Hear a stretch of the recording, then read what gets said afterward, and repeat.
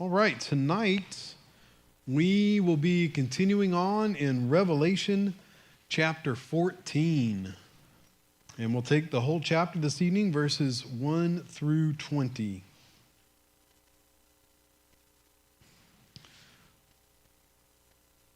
Reward and Retribution. It's quite the title, isn't it?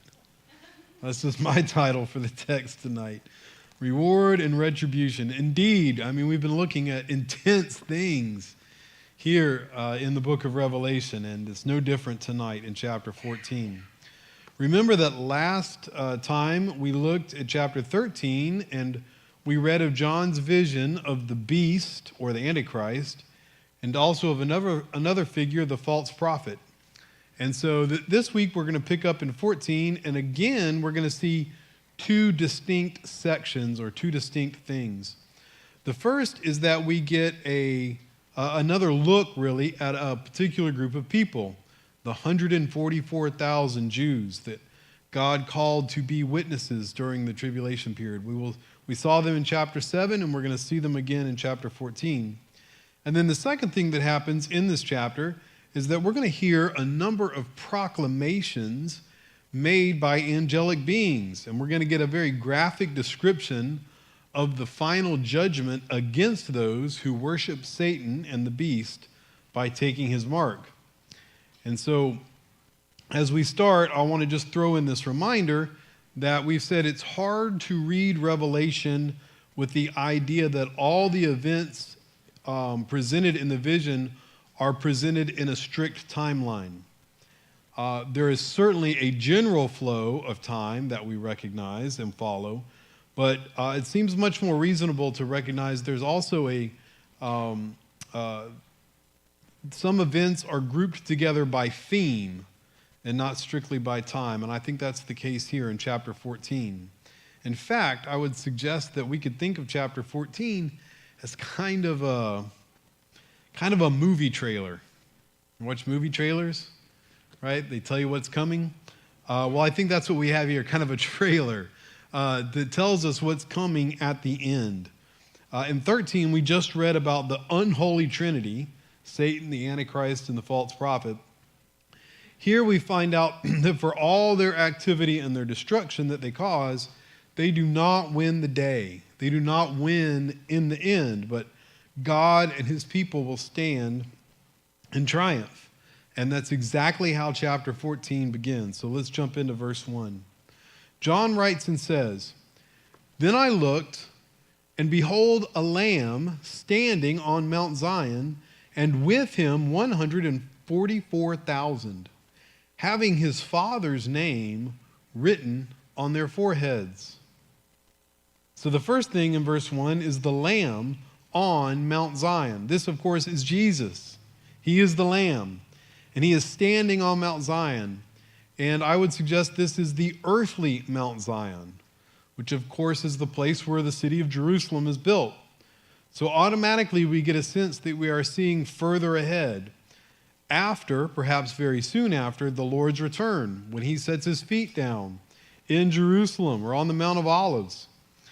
And we say this is earthly Mount Zion as opposed to the heavenly Mount Zion that the New Testament references, because in our next verse, we're going to get a reference to hearing voices from heaven, or a voice from heaven.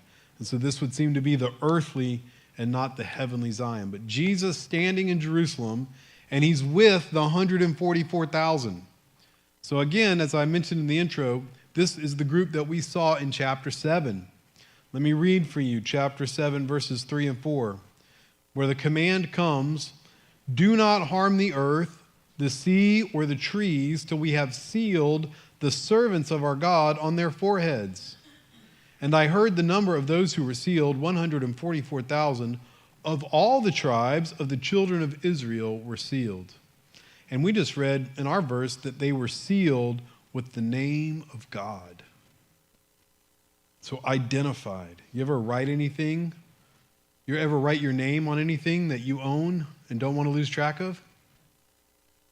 That's what the Lord literally writes his name on these 144,000, marks them as his own. And of course, as we talked about in that study, They were sealed and protected as God unleashes judgment against the earth. They're protected from that judgment. We saw in chapter 9 of Revelation, they were specifically protected from the locusts, the demonic locust-type creatures that come out of the pit in Revelation 9.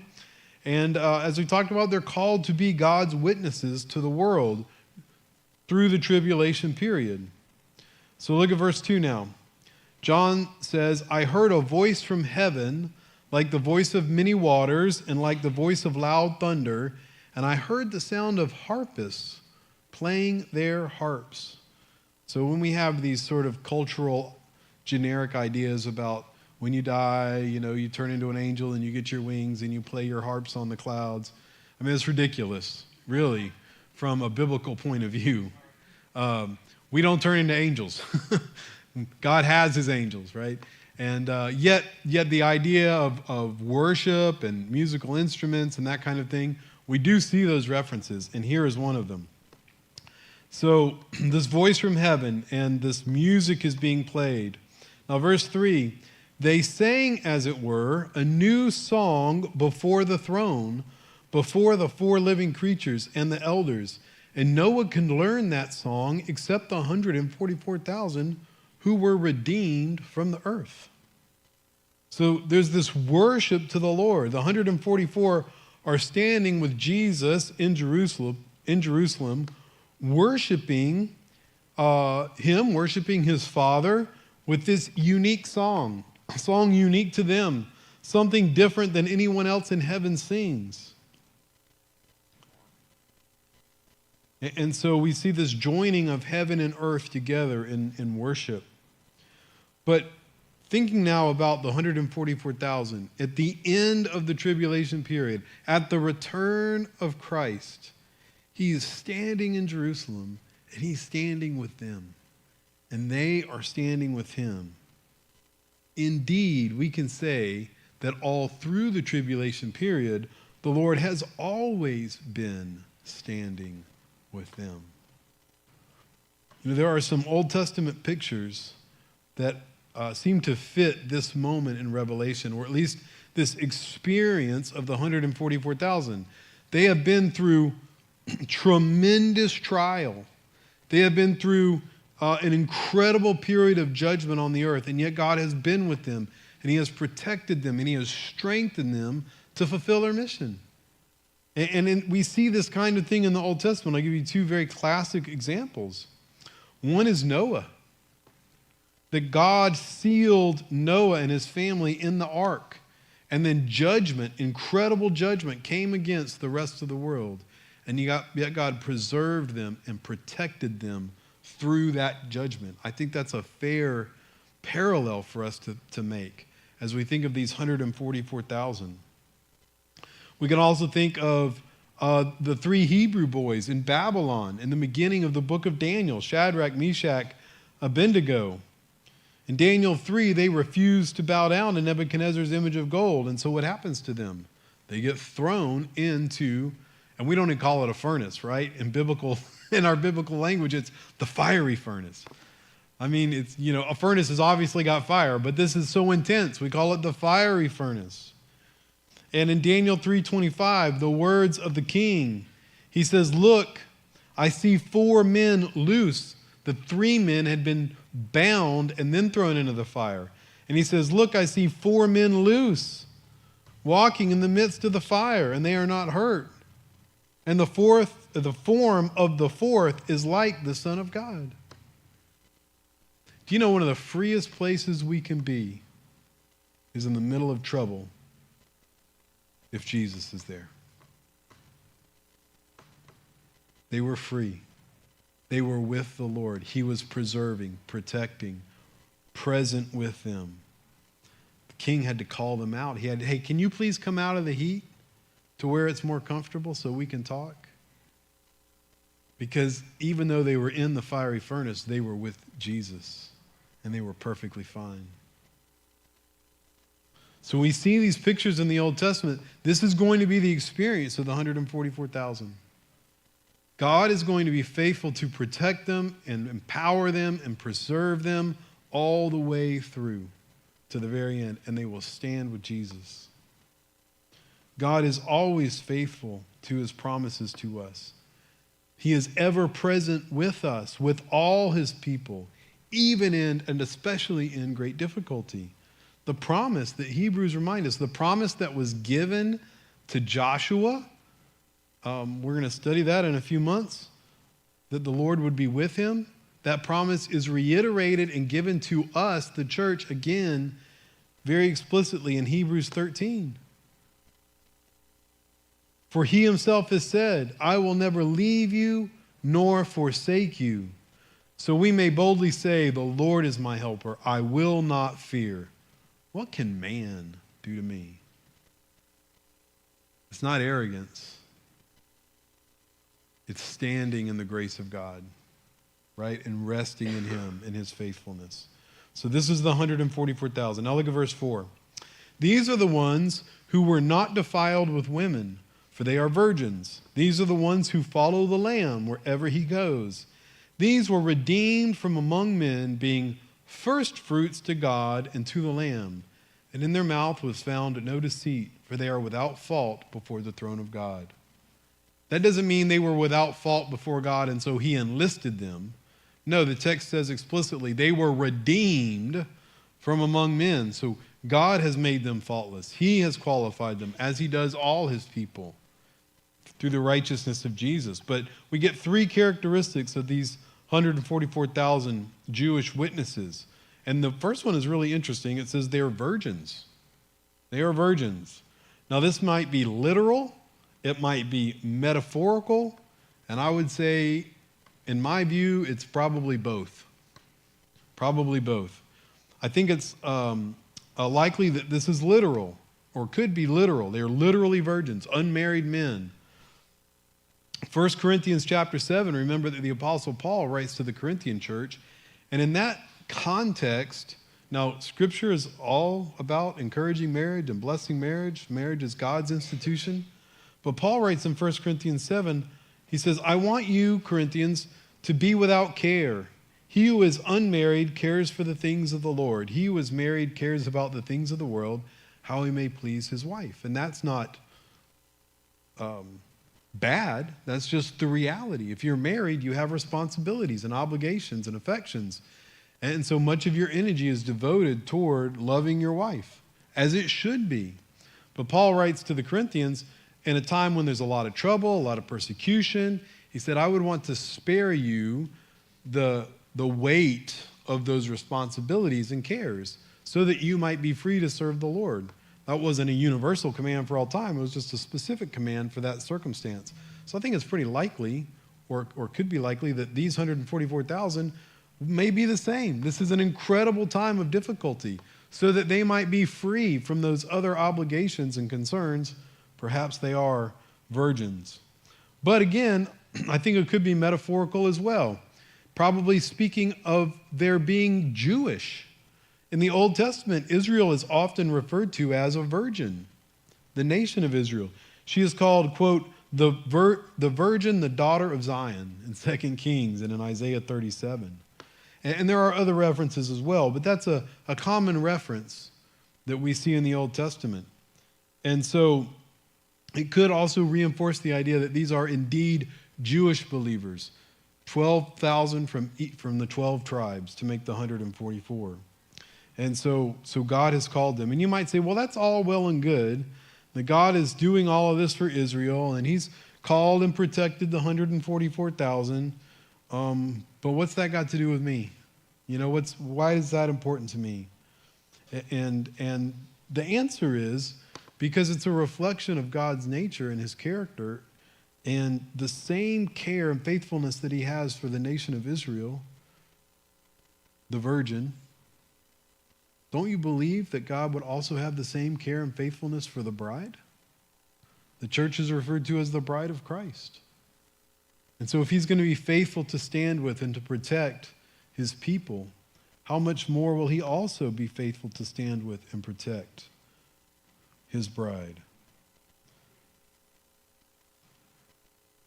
The second characteristic we see of the 144,000 is that they're referred to as the first fruits.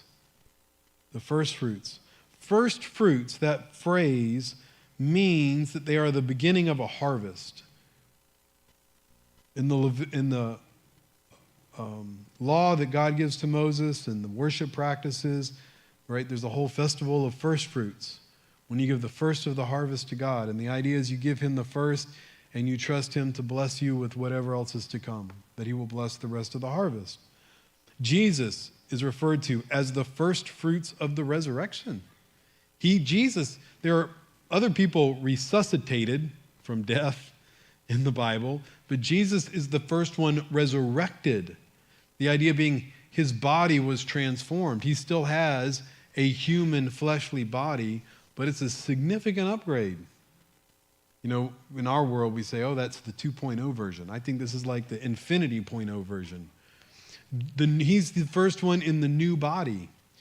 And the idea is he was resurrected in the new body, so then his people will also be resurrected. He was the first. He's the first fruits of the resurrection. More is to follow. So the idea here is this 144,000, they're like the first fruits of people redeemed out of Israel. The first fruits of the Jewish nation. God being faithful to do what Paul says he'll do in Romans 9, 10, and 11. He'll be faithful to redeem the nation of Israel. And so they're the first ones. They're the first fruits. And you just think about this. God places them there in the tribulation in this incredibly difficult circumstances so that others might come to salvation. And we've already read the references, but an innumerable number of people are going to be born again and come into God's kingdom during the tribulation period. And they're just the first fruits. But God is going to redeem his people. I think that's an encouragement to us. You know, God didn't put the 144,000 there just because he thought they needed a little work or character development. God put the 144,000 there because he had a purpose for them to fulfill. That truth is spoken of in Scripture for us as well, as followers of Jesus. You know, God has not left us on earth just so we can work on our character. I mean, we do need to work on our character. We do need to become more Christ-like and grow in obedience. But we have purpose beyond that, and that is, like the 144,000, they're laboring for their own. They're serving and witnessing so that others of their own tribe, of their own kind, of their own community will come to faith. So the Lord's given us that commission, right? That we would witness and serve and be here so that more of our kind, more of our tribe, more of our people, more of our family, more of our community would come to salvation. And so if the Lord has given us purpose and he's going to be faithful to be with us, we have every reason to be excited about that purpose and to get after it. One of my favorite encouragements is 2 Chronicles 15:7, which is where the prophet comes to King Asa. And King Asa was a great reformer. He got rid of a bunch of idolatry in Israel. He turned the nation back to the Lord. And the encouragement from the prophet and the word from the Lord was, but you, King Asa, you be strong and do not let your hands be weak, for your work shall be rewarded. And these 144,000, when they're standing with Jesus, well, they're about to receive their reward, right? We have every encouragement to go forward in faith and do the things God's called us to do. And then the last thing I want to just touch on here is that the one characteristic of the 144,000 is they just seem to have this special fellowship with the Lord. I mean, the text says they follow him wherever he goes. It's like they have this sort of privileged place or association with him that's a little bit unique. And the text, of course, emphasizes their purity. Their unique commitment has blessed them with a unique fellowship. And while we all have a common faith and we all have a common connection, yet God in his infinite love and power, he also has given us, in some sense, a unique experience. I mean, he created each of us as unique individuals. He has a call for each of us. He speaks to us. He works in our lives. We all have our own testimonies and say, well, the Lord did this and the Lord did that, and he worked in this way. And we all have that sort of, while we have this common faith and common salvation, we also have this unique relationship individually with the Lord where he speaks to us and we worship him. And I think we see an element of that with the 144,000. All right, now look at verse 6. Now, then I saw another angel flying in the midst of heaven. So that's the first section, looking at the 144,000. Now we're getting into the second part of the chapter. He says, I saw another angel flying in the midst of heaven, having the everlasting gospel to preach to those who dwell on the earth, to every nation, tribe, tongue, and people, saying with a loud voice, fear God and give glory to him, for the hour of his judgment has come, and worship him who made heaven and earth, the sea and springs of water. The first proclamation, we'll see several. The first one is the preaching of the gospel. It's the message to the world that God has made a way of escape. And this time it is preached by an angel. You and I are commissioned by Jesus to preach the gospel in the world. In this day, the 144,000 are going out and preaching the gospel. But there will be a moment when God will do something absolutely unique and merciful, and that he'll send an angel to make sure the gospel is preached so that every person on earth can hear it. 1 Timothy 2:4 tells us that God desires all men to be saved and to come to the knowledge of the truth. Even to the very end, God will provide the preaching of the gospel so that people can escape judgment. That's the depth of his mercy and his grace. And of course, it's referred to here. The gospel is called the everlasting gospel. Why would we call it the everlasting gospel? Well, think about it, right? It's from before time. Jesus was the lamb slain before the laying of the foundation of the world. It's from before time. And listen, the results and the effects of salvation and the gospel message extend beyond time into what the theologians call the eternal state. We'll read about it in the very end of the book, when there's a new heaven and a new earth, and there's no sun because we dwell with God and he is our light, right? So the gospel is created before time and extends beyond time. It is the everlasting gospel. It brings us everlasting life. The third thing here is it's universal. Now, we just talked about how we each can have and do have something of a unique experience with God, a unique relationship with God, unique activities, unique times, unique things, and that is true. But the opposite is true as well, in that salvation is a universal message. It is a universal cure for sin. And we all have, in a sense, a universal experience, right? It is the same message proclaimed to every person on earth. That's important for us to remember. If sin is a universal issue, and it is, then the same basic cure to sin, the gospel, applies to all. My sin and my situation and my heart are not totally unique, right? Fundamentally, in their important elements, they are the same as everybody else's sin. It's my choice and my rebellion against God. But that's good, because that means the universal cure applies to me, just as it does to you. It applies to everyone. So that means in salvation and in redemption, there are no special cases. The cure for sin works for everyone. Sometimes we're tempted to think, oh, well, I'm different. Or, oh, that person is different, right? And we can lose hope for ourselves, or we might lose hope for others. But look, it's the everlasting gospel. It applies to all men for all time. It is the universal cure for the universal condition. Salvation is always effective for those who receive it. Now look at verse 8. And another angel followed. So we have the preaching of the gospel, and now another proclamation. Another angel followed, saying, Babylon is fallen, or followed. Babylon is fallen, that great city, because she has made all nations drink of the wine of the wrath of her fornication. Babylon is fallen. That's the declaration. We will see Babylon described in much greater detail in chapters 17 and 18. It's described as a political and an economic and a spiritual entity. For the moment, I think we could just think of Babylon as the world system in a general sense. And in the end, it's the world system that will be destroyed. You know, when John talks about do not love the world or the things in the world. If anyone loves the world, the love of the Father is not in him.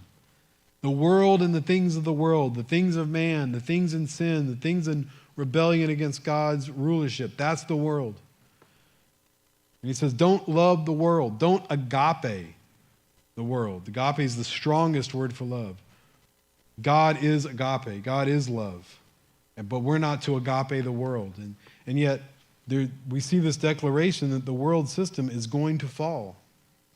We should think of Daniel, where he has the vision of the statue that represents all the major empires of the world, and the head of gold, Babylon, and then the chest of silver, which was Persia, and then the trunk is Greece, and then the legs and feet are Rome, and the degradation of materials as we go down that statue, and he sees the statue. At the end of the vision, he says there is a stone cut without hands that comes and smashes the feet of the statue, and it crumbles. Babylon is fallen. The world empires are destroyed. And then in Daniel's vision, that stone grows and begins to, and ultimately covers the whole earth. Right? Jesus, the chief cornerstone, and his kingdom. So, what Daniel saw, that's what we hear the proclamation of. Babylon is fallen. Notice it says she made all nations drink the wine of the wrath of her fornication. In other words, the basic message and effect of the world system is to draw people into sin. It's to draw people really into idolatry, to worship someone or something else besides God. That's what the world system, that's what it does. That's its effect. That's where the philosophies lead. That's where the pleasures lead. And so we get this phrase, the wine of the wrath of her fornication.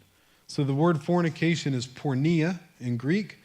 It's a reference to a broad range or type of sexual immorality. And idolatry throughout Scripture is often given in that picture of sexual sin, that you're committing adultery or fornication against the Lord. That's the idea of spiritual idolatry. And so the world is drawing people into that. And then because of that, they're going to experience the wrath of judgment. James says to us, adulterers and adulteresses. He picks up, James is very Old Testament in his language. And he says, he's basically saying sinners, but he uses the sexual immorality imagery. Adulterers and adulteresses, do you not know that friendship with the world is enmity with God? Whoever therefore wants to be a friend of the world makes himself an enemy of God. So he's just saying, stay out of the world system. Don't swim that direction. Don't believe those philosophies. Don't run with those crowds. Right? By contrast, we've already talked about, believers are referred to as the church. That word church, in a literal sense, means those who are called out. In a generic sense, church could refer to any group in society that is called together or called out of the main group for a specific purpose, maybe a political purpose or whatever. But we're referred to the church. We are those called out of the world to follow Jesus, to be redeemed, and to worship God. So there's this very clear distinction about the world system and being in God's kingdom. And we are called out of the world so that we might worship the Lamb. All right, so Babylon is fallen. The world system is going to be destroyed. Now look at verse 9. Then a third angel followed them, saying with a loud voice, "If anyone worships the beast in his image and receives his mark on his forehead or on his hand, he himself shall also drink of the wine of the wrath of God, which is poured out full strength into the cup of his indignation. He shall be tormented with fire and brimstone in the presence of the holy angels and in the presence of the Lamb. And the smoke of their torment ascends forever and ever. And they have no rest day or night, who worship the beast in his image, and whoever receives the mark of his name." So God's judgment, the angel proclaims, is personal. It's personal and it's powerful. It's eternal. If anyone, we get the proclamation of the gospel, and now we get the warning of judgment. Society may all go one way, but God still holds the heart of every person accountable for their choices. The wine, he says, of the wrath of God is full strength. This is a graphic image. The wine of the wrath of God is full strength. That means it's undiluted. So when he describes eternal judgment in hell, he says this is the undiluted wrath of God. This is the wrath of God not mixed with mercy. All judgment from God upon man for his sin in this world has been somewhat limited in nature. We already talked about the flood. God saw that the intention of man in his heart was to do evil continually. Yet, as God destroyed the earth, he still saved one family. He still saved Noah and his sons. He still kept a remnant, of the animals, and he preserved them and protected them. It was a mixture of mercy with great judgment. Sodom and Gomorrah. God rains down fire and brimstone to destroy these wicked cities. Yet it was only two. Do we really think that it was only Sodom and Gomorrah who deserved judgment? God was limited in his wrath, mixed mercy with his judgment, that others might see and repent. Plagues, pestilence, war, famine. It's all been limited in some way. Even the tribulation period, Mark 13:20 tells us that those days are shortened, or else no flesh would survive. Even the tribulation period itself is God's wrath and judgment, yet mixed with mercy and grace. We've already talked about him preaching the gospel and many being saved. But eternal judgment in hell is wrath in full strength. Judgment in full strength. Undiluted. This image of the cup and the wine of wrath. We see this, of course, also as these other images in the Old Testament. But we get these two words, the wine of wrath and the cup of indignation. Wrath and indignation. Wine of wrath, cup of indignation. Wrath is the passionate, expressive, emotional form of God's judgment. When we see a person get really upset, right? And they just we say they fly off the handle. That's wrath. It's an emotional thing, an emotional expression. But indignation also is the idea of wrath or anger. Both words for anger. Indignation is different. Indignation is something that is calm. It's settled. It's like a fixed state of being. We get emotional and we sin in our flesh most of the time in our anger. When we get emotional and react, it's usually selfish in some way. It's usually not pure, right? But God is pure. And here we see the fullness of his judgment against sin, both the settled determination and judgment that's been made, where he is against what is unholy, and also the emotional expression of vengeance against those who have rejected salvation, rejected Jesus. This wine of wrath and the cup of indignation, this is what Jesus drank for us at the cross. Do you remember his words in the Garden of Gethsemane when he prays? He says, Father, all things are possible for you. He says, if it's possible, let this cup pass from me. Nevertheless, not as I will, but as you will. Jesus drank down the undiluted wrath of God on the cross for our sin. But eternal judgment will be undiluted. Verse 12. Here is the patience of the saints. Here are those who keep the commandments of God in the faith of Jesus. Then I heard a voice from heaven saying to me, write, blessed are the dead who die in the Lord from now on. Yes, says the Spirit, that they may rest from their labors and their works follow them. I think it's just very simple. There's not going to be any rest on earth at this moment. The only escape, the only rest is going to come when those believers enter into eternity, right? But that is a blessing. That is where they receive their peace and their reward. R&R comes in heaven. Hey, as believers, that's something we should latch on to, because we spend, in our society, our adult working years trying to get to R&R, rest and relaxation. We're trying to get to retirement. We're trying to take it easy, right?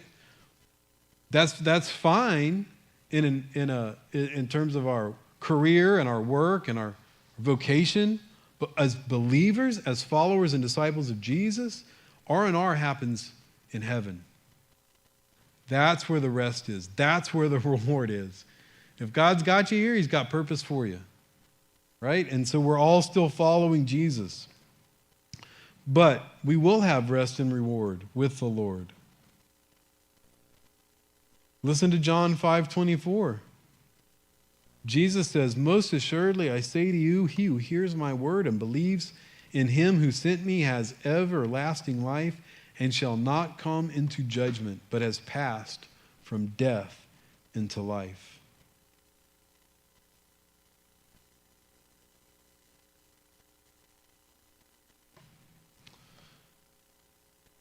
The patience of the saints. We're not living to find our rest here, right? In the most literal way, the rest for them is going to come in eternity.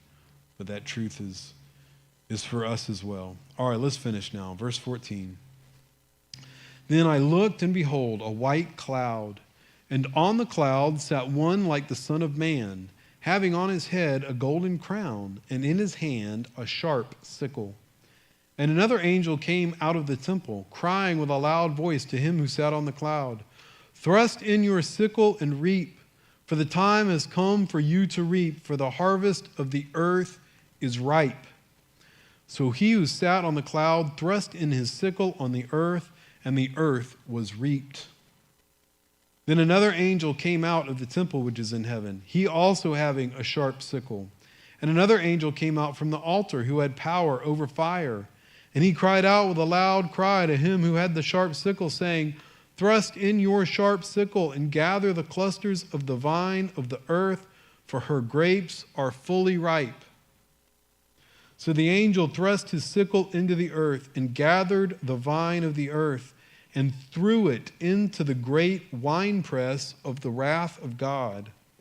And the winepress was trampled outside the city, and blood came out of the winepress up to the horses' bridles for 1,600 furlongs. One like the Son of Man. We would think of this as Jesus, sitting on the cloud in his glory, having a sickle in his hand. Remember those in Revelation 6 cried out, "Who will save us from the wrath of the Lamb?" Jesus is bringing and executing judgment against the earth. And I think this is, like I said, we're getting the trailer of the last part of what's to come. This is the very end.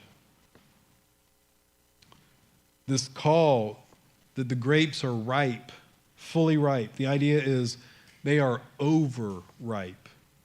Judgment, in other words, is long overdue. They're so ripe, they're not good anymore.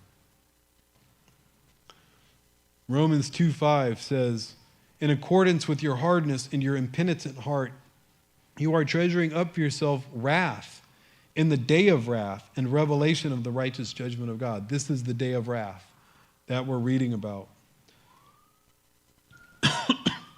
And then we see this reaping of the earth.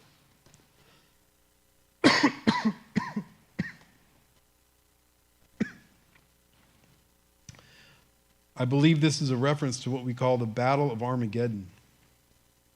We will read of it in detail later. But it's pictured here as Jesus himself treading the winepress of wrath. We have machines to tread our grapes now, press our grapes and make our juice and prep our wine.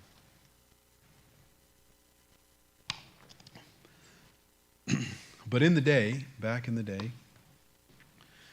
they would put the grapes into a big container and they would tread them down with their feet, and then the juice from the grapes would run out. So that's the picture. The idea is that those for judgment are being thrown into the winepress of the wrath of God, and they are being tread down. They are being trampled down and destroyed, and their blood is flowing out. Again, Old Testament imagery. Isaiah 63. I want to read these 6 verses for you. Isaiah writes, "Who is this who comes from Edom with dyed garments from Bozrah?" That just means from outside of Jerusalem coming in. "This one who is glorious in his apparel, traveling in the greatness of his strength." And then there's a quote from that person. "I who speak in righteousness, mighty to save." He identifies himself. The question now to the person, "Why is your apparel red and your garments like the one who tread in the winepress?" And then the answer, "I have trodden the winepress alone, and from the peoples no one was with me. For I have trodden them in my anger and trampled them in my fury. Their blood is sprinkled upon my garments, and I have stained all my robes. For the day of vengeance is in my heart, and the year of my redeemed has come."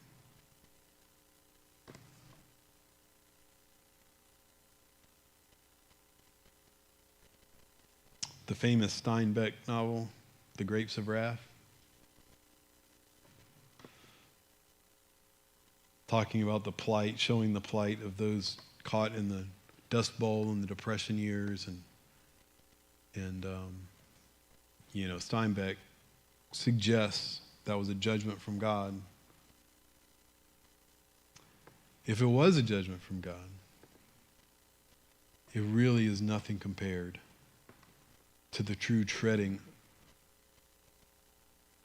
of the winepress of the wrath of God that we read of in Revelation. This vision, this imagery that he sees blood up to the bridle of the horse, that's pretty high. I don't know that that's literal. Maybe it just splatters that high. But regardless, not trying to parse every detail, he talks about a space 1,600 furlongs. It's basically 200 miles. The Great Valley. You can go to Israel today, stand on the mountain and look and see the Great Valley where the Battle of Armageddon is going to take place, and it stretches out. It's going to be God trampling down his enemies in that place. But let's finish with this. In that Isaiah passage, verse 4, for the day of vengeance is in my heart, Jesus says, and the year of my redeemed has come. As we read about the details of this judgment, we cannot lose this truth. God's judgment against the unrighteous is also his deliverance for his people. He is making things right. His heart is that none would perish. He's going to have an angel from heaven preaching the gospel to make sure everyone hears. But when he does bring judgment, he's not only condemning those who have rejected salvation and are clinging to their sin, man, he's also delivering us, all of his people. He's also making all things right. All the injustices that have happened, he is setting them right. The year of his redeemed, to establish his kingdom. That is going to be a glorious day. Amen.